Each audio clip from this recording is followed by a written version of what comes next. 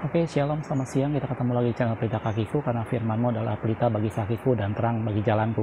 Hari ini adalah satu hari yang istimewa buat saudara-saudara kita yang berada di Bali, khususnya yang beragama Hindu, karena mereka merayakan Hari Raya Nyepi. Jadi melalui video ini saya mengucapkan selamat Hari Raya Nyepi kepada saudara-saudara kita yang merayakannya, baik di Bali maupun di bagian Indonesia yang lain, gitu ya.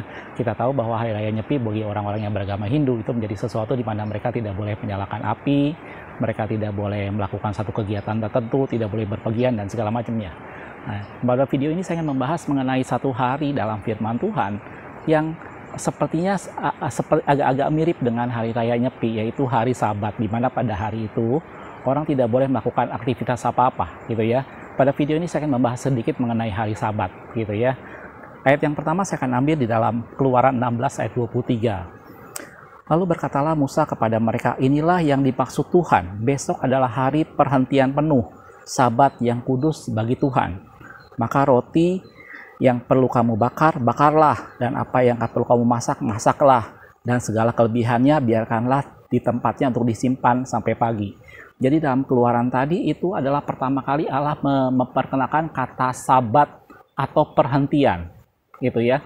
Sebelumnya memang dalam Kejadian bagaimana Allah menciptakan langit dan bumi, dia bilang pada hari yang ketujuh Allah beristirahat, Allah berhenti dari segala pekerjaannya, dan dia menguduskan hari yang ketujuh. Itu Allah berhenti dari segala yang dilakukannya. Tapi kata Sabat belum muncul di sana. Walaupun arti Sabat di sana adalah maksudnya dia berhenti dari segala sesuatu yang dilakukan. Perhentian itulah Sabat. Gitu. Tapi kata Sabat pertama kali ada dalam Alkitab itu justru di Keluaran pada saat umat Tuhan berada di padang belantara, dan pada waktu itu mana diturunkan oleh Tuhan untuk menjadi bekal mereka di padang belantara. Dan itu mulai dari tempat mereka di Rafidim, gitu ya. Jadi kalau Anda lihat perjalanan umat Tuhan keluar dari tanah Mesir menuju tanah perjanjian, Allah memberikan kepada mereka mana untuk menjadi bekal mereka, dan itu mulai di Rafidim.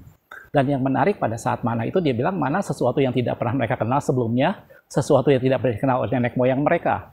Dan itu melengkapi kehidupan mereka menjadi bekal mereka sepanjang perjalanan mereka di sana. Dan sampai mereka masuk tanah perjanjian, maka begitu mereka menikmati hasil dari tanah perjanjian, maka mana itu berhenti, gitu ya. Dan ada satu peraturan pada umat Tuhan pada waktu itu bahwa mereka harus mengambil mana ada satu hari secukupnya untuk mereka, tidak boleh menyimpannya untuk esok hari. Tetapi pada hari yang ke-6 mereka harus mengambil 2 kali lipat. Karena apa? Hari yang ke-7 yaitu hari Sabat, mereka tidak boleh melakukan apa-apa dan mereka tidak boleh mengambil mana itu. Gitu. Disinilah kata Sabat pertama kali diperkenalkan. Jadi Sabat sebenarnya itu terjadi sebelum hukum Taurat diturunkan. Jadi peraturan yang pertama kali ada pada saat mereka dalam di padang belantara, peraturan yang ada bagi umat Tuhan pada waktu itu adalah Sabat, yaitu mereka berhenti melakukan segala sesuatu kegiatannya dalam bentuk satu hari tertentu yang kita kenal dengan nama sehari Sabat, gitu ya. Dan itu kejadiannya pada waktu seperti itu, gitu ya. Kalau kita lihat dalam Keluaran 16 tadi, ayat 26 di bawahnya sedikit, 6 hari lamanya kamu memungutnya, tetapi yang hari yang ke-7 ada Sabat, ada perhentian. Dibilang, maka roti itu tidak ada pada hari itu adalah mana. Jadi, Sabat yang pertama kali diperkenalkan pada umat Tuhan pada saat mereka sebelum mendapat hukum Taurat, yaitu di Rafidim, Allah menurunkan mana bagi mereka, dan di sana dibuat peraturan pertama kali tentang Sabat. Di mana di sana mereka berhenti, 6 hari mereka mengambil, tapi pada hari yang ke-6 mereka harus mengambil 2 kali lipat. Karena hari yang ke-7 mereka tidak akan mendapatkan itu lagi, gitu ya. Dan dalam Keluaran 20 ayat yang ke-8 sampai ke-10, ini mulai hukum Taurat diturunkan. Dan salah satu isi dari hukum Taurat adalah Tuhan menyuruh umat Tuhan waktu itu untuk menguduskan hari Sabat. Kita lihat dalam Keluaran 20 ayat 8 sampai 10 dikatakan seperti ini. Ingatlah dan kuduskanlah hari Sabat, dibilang. 6 hari lamanya engkau telah bekerja dan melakukan segala pekerjaanmu. Tetapi pada hari ke-7 adalah hari Sabat Tuhan Allahmu. Maka janganlah kamu melakukan suatu pekerjaan, engkau atau anakmu laki-laki, atau anakmu perempuan, atau hambamu laki-laki, atau hambamu perempuan, gitu, atau hewanmu, atau orang-orang asing yang di tempat kediamanmu. Jadi dalam hukum Taurat ditegaskan lagi mengenai peraturan hari Sabat, bahwa setelah 6 hari mereka bekerja, pada hari yang ke-7 mereka tidak boleh melakukan apa-apa. Gitu. Saya bisa bayangkan orang-orang Yahudi pada waktu itu mungkin seperti Nyepi sekarang, tidak boleh melakukan apapun juga. Gitu, karena itu menjadi Sabat bagi Tuhan, dan Tuhan menguduskan hari Sabat. Gitu ya. Kalau kita perhatikan sekarang dalam firman Tuhan, ternyata yang disebut dengan Sabat atau hari perhentian itu ternyata dalam umat Tuhan tidak hanya berhubungan dengan satu hari tertentu dalam 7 hari, hari ke-7 setelah 1 minggu. Tidak hanya berhubungan dengan itu, tetapi Sabat memberikan arti yang lebih luas dari itu. Karena itu kemudian peraturan Sabat atau penghentian itu juga terjadi bukan hanya dalam satu hari, tetapi juga ada yang namanya tahun Sabat.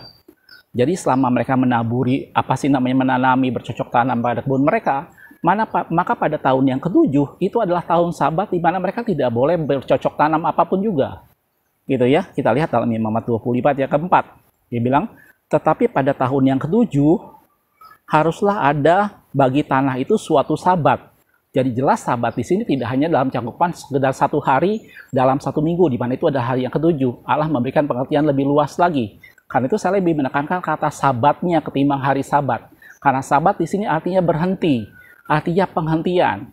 Dan bukan hanya pada hari Sabat, tetapi juga ada tahun Sabat, di mana itu merupakan tahun ketujuh, di mana itu memberikan istirahat kepada tanah mereka. Gitu ya. Tanah suatu Sabat, masa perhentian penuh, suatu Sabat bagi Tuhan. Ladangmu janganlah kau taburi, kebun anggurmu janganlah kau rantingi. Gitu ya.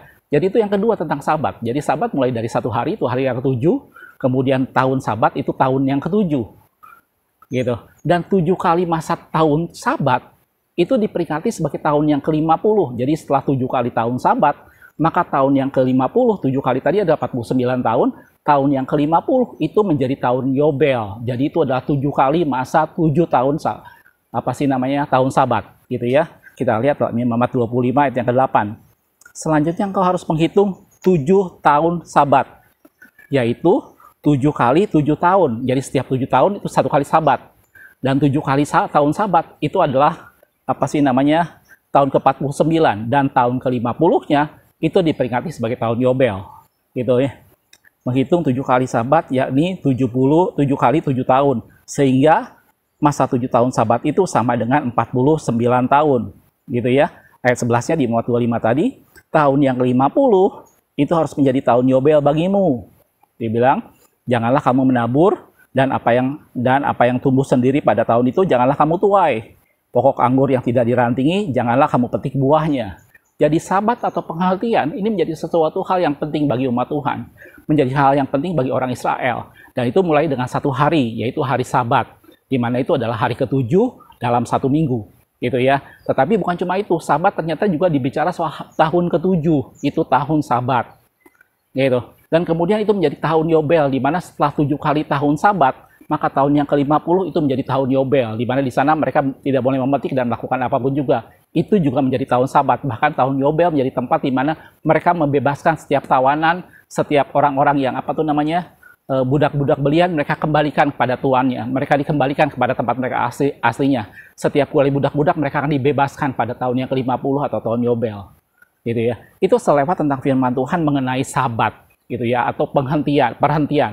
Gitu. Tadi mulai dari hari, tahun, dan kemudian tahun Yobel tadi. Gitu ya. Nah, kalau kita perhatikan sekarang, banyak orang mempermasalahkan Sabat itu sebenarnya Sabtu atau Minggu, gitu ya. Untuk orang-orang yang zaman sekarang sebenarnya kita tidak mempermasalahkan hal itu. Memang kata Sabat sendiri dalam asumsikan adalah hari yang ke-7. Hari yang ke-7 itu adalah jatuhnya hari Sabtu. Gitu, karena itu saudara-saudara kita yang Advent, dia melaksanakan kebaktian pada hari Sabtu, yaitu menurut mereka adalah Sabat. Memang Sabat itu artinya adalah hari ke-7, yaitu Sabtu. Gitu. Tetapi bagi kita orang Kristen, orang secara umum, maka kita tidak mempermasalahkan apa itu Sabtu atau Minggu. Gitu. Tetapi Minggu sendiri, kenapa kita beribadah pada hari Minggu? Karena hari Minggu itu adalah kita memperingati tentang kebangkitan Kristus. Karena dibilang pada hari yang pertama Minggu itu Kristus bangkit. Gitu ya. Dan kita peringati itu, jadi itulah hari Minggu. Karena itu kata Minggu keluar dari sana. Artinya dari kata Domingus, kebangkitan Kristus. Gitu ya. Kalau kita lihat dalam Matius 28 ayat yang pertama, menjelang hari Sabat lewat, dia bilang setelah hari Sabat lewat, jadi sudah lewat hari Sabat, menjelang menyingsingnya fajar pada hari pertama minggu itu, pergilah Maria Magdalena dan Maria yang lain menengok kubur itu, dan di sana kita tahu bahwa Yesus sudah bangkit. Jadi kita beribadah hari Minggu itu karena pada hari itulah Yesus bangkit. Pada masa perjanjian baru kita tidak lagi memikirkan apa itu hari Sabat, kapan itu hari Sabat, tidak. Karena kita melihat yang penting semua digenapi di dalam Yesus. Dan kebangkitan Yesus itu yang kita peringati, yaitu jatuh hari Minggu. Gitu ya. Jadi sebenarnya kita tidak mempermasalahkan hari Sabat itu hari apa. Gitu. Nah, sekarang kalau kita perhatikan lebih jauh lagi dalam firman Tuhan, kita sering melihat pada waktu Yesus hidup, dia melakukan banyak kegiatan yang sepertinya itu sangat mengabaikan hari Sabat. Yesus menyembuhkan orang pada hari Sabat, bahkan Yesus mengajar di Bait Allah pada hari Sabat. Yesus juga menyuruh murid-muridnya dibiarkan untuk memetik gandum pada hari Sabat. Banyak yang dilakukan oleh Yesus pada waktu dia hidup pada hari Sabat. Sehingga itu menimbulkan celah, menimbulkan suatu kata-kata dari orang-orang yang Farisi pada saat itu bahwa Yesus seakan-akan tidak mementingkan hari Sabat. Sebenarnya kenapa Yesus melakukan hal itu semua? Kalau kita lihat dalam firman Tuhan di Matius 12 ayat ke-8 dikatakan, karena anak manusia adalah Tuhan atas hari Sabat. Jadi hari Sabat itu diciptakan, itu untuk manusia, bukan manusia untuk hari Sabat. Tetapi hari Sabat itu yang diciptakan untuk manusia. Dan Yesus adalah Tuhan atas hari Sabat. Jadi sebenarnya hari Sabat di sana, atau penghentian, tujuannya adalah kepada Kristus itu sendiri. Tujuannya adalah kepada Yesus itu sendiri. Gitu ya. Dan kalau kita lihat dalam Kolose 2 ayat 16 dikatakan, karena itu janganlah kamu membiarkan orang menghukum kamu mengenai makanan dan minuman atau mengenai hari raya, bulan baru ataupun hari Sabat. Jangan membiarkan orang menghukum itu tentang hal itu. Karena di dalam Kristus itu kita dapat penggenapan, karena wujud aslinya adalah Kristus. Kalau kita lanjutannya gitu ya. Semua itu merupakan bayangan. Sedangkan wujud aslinya adalah Kristus. Dan kalau kita di dalam Kristus, maka Kristus itu adalah Tuhan atas hari Sabat. Gitu ya. Dalam Markus 2 ayat 27 dikatakan, lalu kata Yesus kepada mereka, hari Sabat diadakan untuk manusia. Dan bukan manusia untuk hari Sabat. Jelas saudaraku? Jadi hari Sabat adalah sesuatu yang pada orang-orang Yahudi masih dengan kaku melakukan hal itu semua. Itu adalah hari penghentian. Gitu. Tetapi kalau kita lihat dalam firman Tuhan bahwa penghentian yang sesungguhnya itu ada pada Yesus. Yesus itu adalah Tuhan atas hari Sabat. Kita tidak memusikkan masalah ibadah hari Sabtu atau hari Minggu. Kalaupun kita lakukan hari Minggu itu semata-mata karena kita mengawali hari itu bersama dengan Tuhan. Itu adalah hari pertama dalam minggu itu. Sebagaimana Yesus telah bangkit memulai hari yang baru, memulai zaman yang baru, memulai pengharapan yang baru. Jadi kita beribadah hari Minggu itu karena kita mau memulai minggu itu bersama dengan Tuhan. Karena Yesus adalah Tuhan atas hari Sabat. Dan hari Sabat diciptakan untuk manusia. Supaya manusia mengingat, supaya manusia memberikan waktu bersama dengan Tuhan. Supaya manusia tidak sibuk dengan aktivitasnya sendiri. Supaya manusia berdiam diri dan berada di bawah kaki Tuhan. Gitu. Itulah tujuannya Sabat. Karena itu saya lebih suka menggunakan kata Sabat ketimbang diselanjutkan dengan hari Sabat. Karena Sabat sendiri artinya adalah suatu penghentian.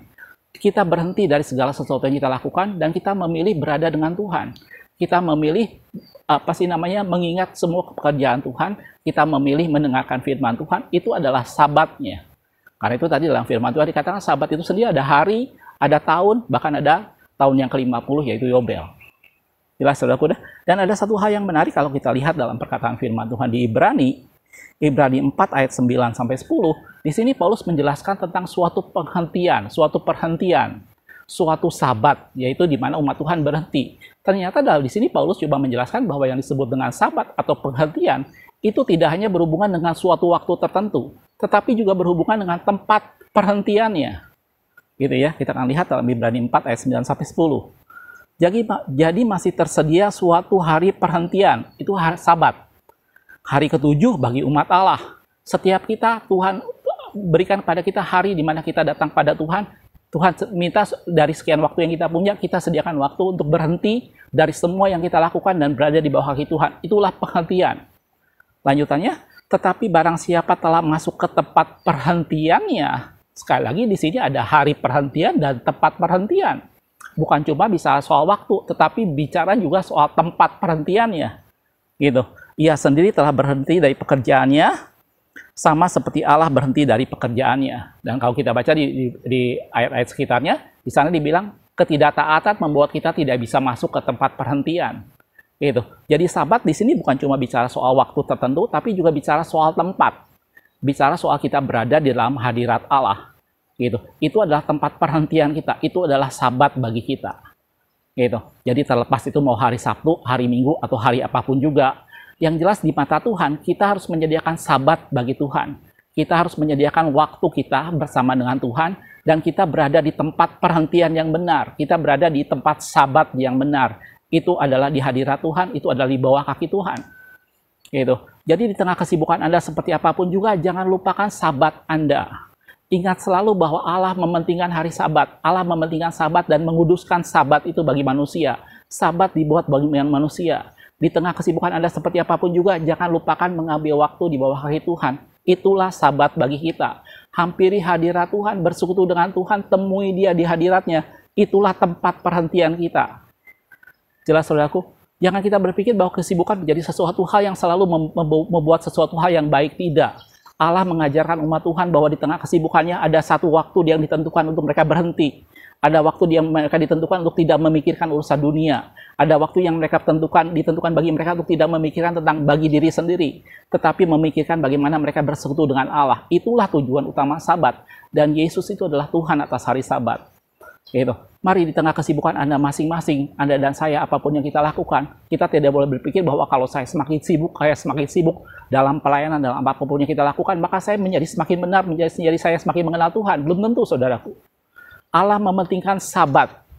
Ambil waktu untuk Sabat dengan Tuhan di rumah Anda masing-masing. Ambil waktu untuk mengesampingkan semua yang kesibukan kita dan untuk diam di bawah kaki Tuhan. Temukan Sabat bagi Tuhan dalam waktu yang tepat dan datang ke hadirat Tuhan sebagai tempat Sabat kita. Gitu. Hampiri hadirat Tuhan dan kita akan bersekutu dengan Tuhan. Itulah tujuan hari Sabat. Jelas saudaraku? Mudah-mudahan dari ini semua membuka cakrawala kita. Di tengah kesibukan kita, apapun juga, hari apapun yang kita lalui, hari apapun yang kita jalani, jangan lupa untuk mengambil waktu bersama dengan Tuhan menjadi Sabat kita. Dan hampiri hadirat Tuhan, itulah tempat penghentian kita. Makasih sudah menonton. Kita ketemu di video berikutnya. Semoga tubuh, jiwa, dan roh kita terpelihara sampai kedatangan Yesus yang 2 kali. Tuhan Yesus memberkati.